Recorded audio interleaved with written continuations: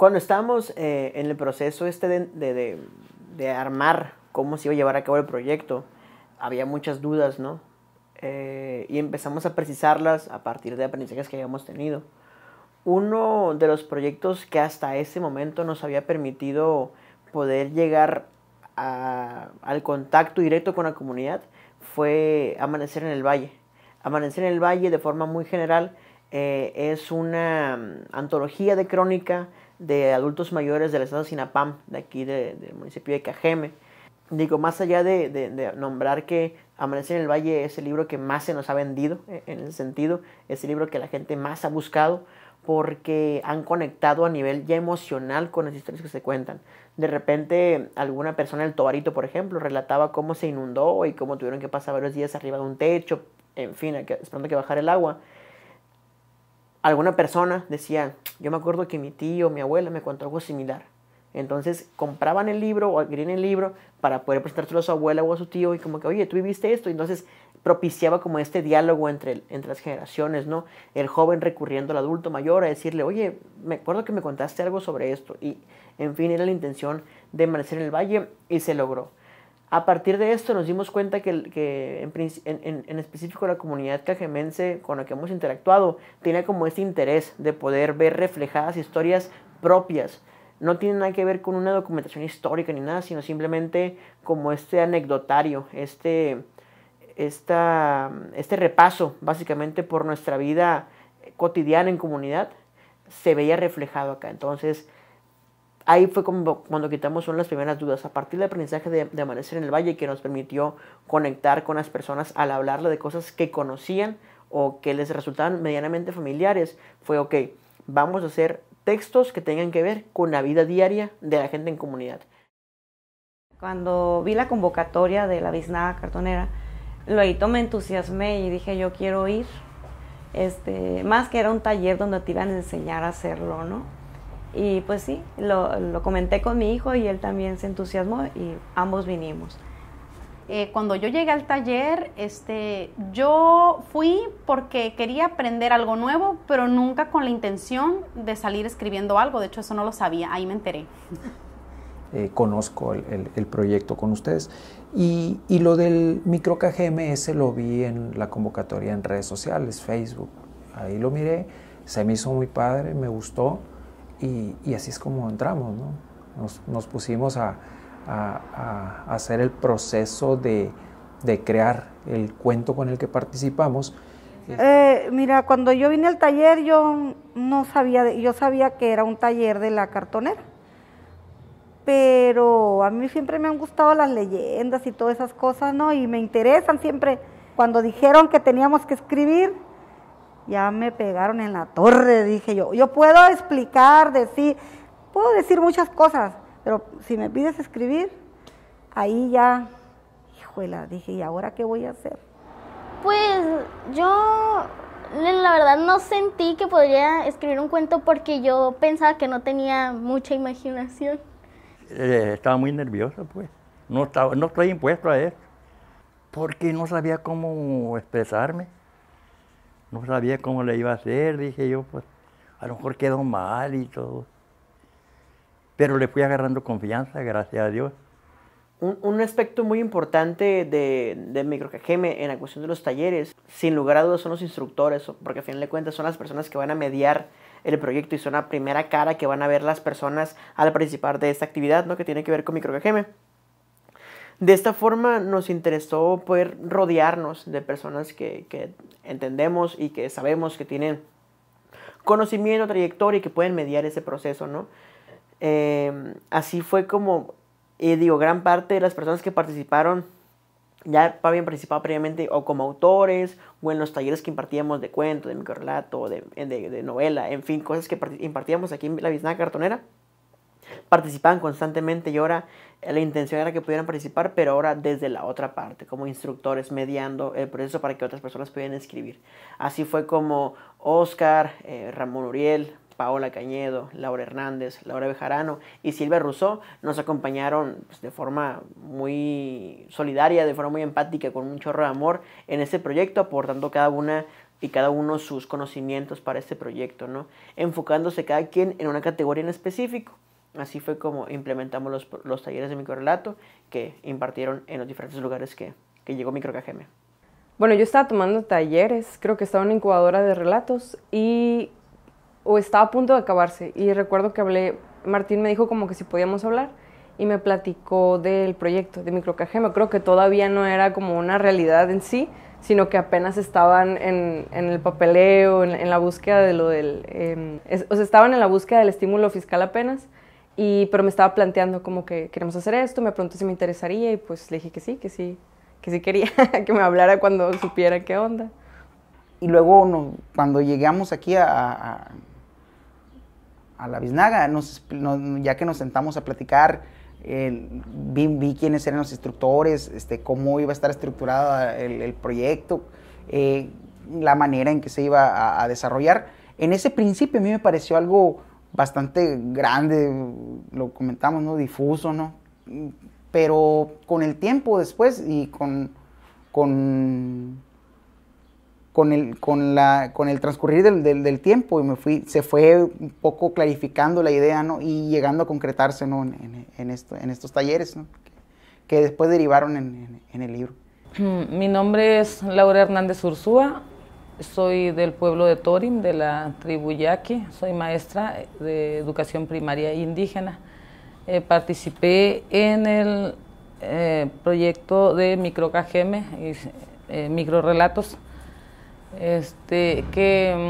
con niños de primaria y telesecundaria en algunos de los pueblos de la tribu, como en Loma de Baco, en la Bomba Tetaviate, en Torim, con Puertas, Estación Lencho y Casa Azul.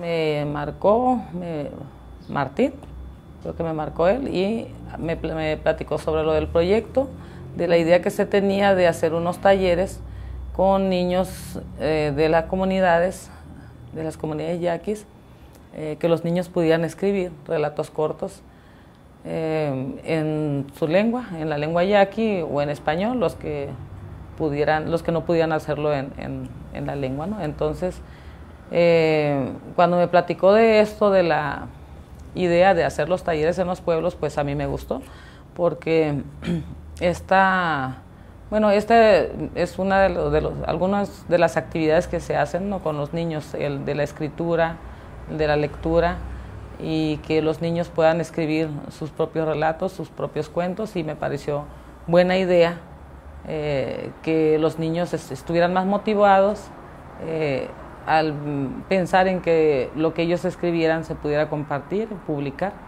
en un libro. Yo soy Silvia Rousseau, me dedico a escribir crónica desde hace, ¿qué será? 20, 30 años. Antes de eso yo trabajaba en mi profesión, soy médico familiar, pero de la noche a la mañana se vinieron ideas por escribir y busqué apoyos para que me enseñaran a escribir mejor, porque era parte de mis desvelos escribir. En esta ocasión mi participación fue primero estar en las sesiones de preparación para este proyecto magno, y se me encargó realizar los talleres en las personas de la tercera edad. Teníamos el antecedente del otro libro, y a mí me pareció que iba a ser pues más llevadero, aunque en esta ocasión teníamos que hacer un trabajo rápido y sobre todo hablar sobre un tema corto que no lo habíamos manejado. E incluso se me hizo en las primeras talleres no sabíamos muy bien cómo lo iban a tomar los señores, pero trabajamos muy bien y fuimos a todas las estancias INAPAM. Era algo que no se podía dejar pasar, porque para mí fue algo muy, pues para empezar, lo había comentado, ¿no? Que no se había replicado nunca aquí en este lugar del noroeste de Sonora, ¿no? Por lo menos. Y había un plus también, hubo un plus que yo creo que coincidir con mis otros compañeros talleristas de las otras categorías, que nos dijeron que la persona que nos iba a capacitar sobre los microrelatos era Cristina Rascón, una escritora muy famosa, y no solamente famosa, sino que muy inteligente, muy interesante su trabajo, muy exitosa sobre todo, no solamente en México, sino en América, en Asia, en Europa. Pues qué mejor que una persona con todo ese bagaje cultural y artístico que nos apoyó, nos ayudó, y fue un placer estar dentro pues de estas capacitaciones. Otro de los talleres fue en el colegio Senda, en el kinder, y a mí me llama mucho la atención porque cuando yo fui con Martino a ese taller, a ambos talleres, al del Cerezo y al del Senda, y le digo, qué loco el contraste cuando entramos, o sea, el proceso para entrar al grupo acá en el Cerezo fue pasar por los controles de seguridad, ¿no? Que todo muy bien, nos trataron muy bien, y en general fue una experiencia muy buena. Pero después de eso tenemos otro taller en el que cruzamos como por este mar de niñitos en el kinder, en sus resbaladillas y todo. Y de pronto ya entramos a este club de lectura de las mamás de este colegio, pues. Entonces le digo, eso, o sea, de verdad creo que como experiencia humana, a mí eso era lo que me quedaba, porque a pesar de que íbamos al mismo taller, el convivir y poder tener acceso a diferentes comunidades, eso creo que a mí en lo personal, porque para ellos a lo mejor fue la experiencia de escribir, de expresarse, pero para mí el hecho de entrar, de que me dieran como esta ventanita, estos espacios, y luego ya que estabas dentro, la individualidad de cada participante, pues ese pedacito de que no los conocías de nada, y a los 30 segundos ya sabías algo de su infancia, o no sé, algo muy profundo, porque de pronto sí te metían esas emociones, pues, y eso, sí era como que mucha carga de muchas historias y muchas emociones, y eso estuvo muy, muy padre para mí. Yo pensé que iba a ser un poquito más complicado con ellos. En mi escuela tal vez no, porque es mi escuela y los niños me conocen y están acostumbrados a trabajar conmigo, pero en otras escuelas yo pensé que iba a tener más dificultad para que pudieran participar, que se animaran a participar y sobre todo que hablaran con uno, porque sí son bastante tímidos, ¿no? Hay comunidades donde los niños son muy tímidos.